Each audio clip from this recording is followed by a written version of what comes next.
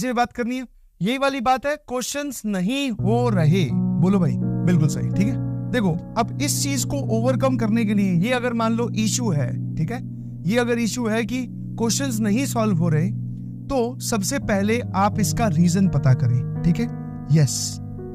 और उस रीजन को क्लासिफाई कर ले। जैसे कौन कौन से बड़े बड़े रीजंस हो सकते हैं? Calculation error, wrong formula, maths में तो फॉर्मूला भी लगते हैं, रॉन्ग फॉर्मूला, या फिर ना सवाल सॉल्व होने का हाउ टू स्टार्ट, कि सवाल में सर ये नहीं समझ में आया हाउ टू स्टार्ट मतलब क्या स्टार्ट करना है, या फिर आप इसमें ऐसे भी बोल सकते हो कि कॉन्सेप्ट क्या है, ठीक है, कॉन्सेप्ट कौन सा लगेगा सर वही नहीं समझ में आ रहा, कॉन्सेप्ट ही नहीं पता था।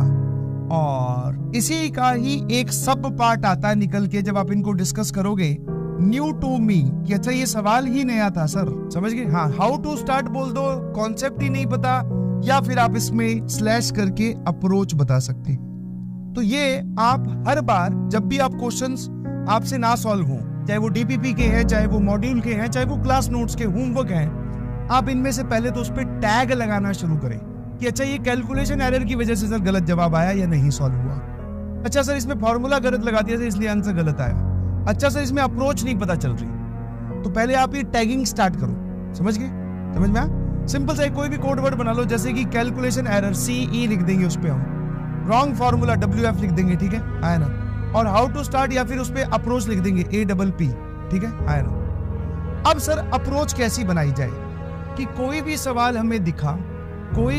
हमें दिखा, इसमें हम अप्रोच क्या लगाएं। अब बात आती है सर इसकी कि क्या अप्रोच से वो क्वेश्चन सॉल्व होगा। तो देखो, अप्रोच आपकी बाय डिफॉल्ट धीरे धीरे, पहली चीज तो सर ये कैसे होती है, विद प्रैक्टिस। इसमें एक फैक्टर तो ये काम करता है, आपकी धीरे धीरे विद प्रैक्टिस मतलब जैसे जैसे आप सवाल सॉल्व करोगे, ठीक है, आया ना। मान लो आपने 10 क्वेश्चन सॉल्व किए, 10 क्वेश्चन से आपका एक्सपीरियंस हो गया, मान लेते इतना, आपको सवालों में एक्सपीरियंस इतना हो गया, आपने वही 20 क्वेश्चन सॉल्व किए, आपका एक्सपीरियंस जो है सवालों का प्रति वो बढ़ गया। एक्सपीरियंस मतलब कि हाँ हमने एक सवाल सॉल्व किया, उसमें ये वाली चीज लग रही थी, ये फॉर्मूला था, सर ने ये बताया था, उस चीज को इस्तेमाल करते हुए, ठीक है, तो आपका एक्सपीरियंस बढ़ता जाएगा। तो जैसे जैसे आपका एक्सपीरियंस बढ़ेगा, एक्सपीरियंस जैसे जैसे बढ़ेगा, एक्सपीरियंस जैसे जैसे इंक्रीज होगा, आप सवालों को पाएंगे कि अप्रोच भी अपने आप हमारी बढ़ती जा रही है, हम सवालों को निपटा दे रहे हैं। ये तो हुआ तब जब आप सवाल क्वेश्चन आपसे सॉल्व होने लग जाएंगे, तब आपकी अप्रोच और अच्छी हो जाएगी। अभी सर अगर हम बात करें इनिशियल फेज में, इनिशियली सर हमसे कैसे पता चलेगा। चलो ये तो हमने बोला कि 10 सवाल आप सॉल्व कर लोगे तो एक्सपीरियंस। अब सिर्फ 10 सवाल को मैं ये नहीं बोल रहा हूँ कि आप सिर्फ सॉल्व कर लोगे तो एक्सपीरियंस, उसमें से आपसे कुछ गलत भी हो गए या कुछ में गलती भी होगी तो वो भी एक्सपीरियंस में ही ऐड होता है।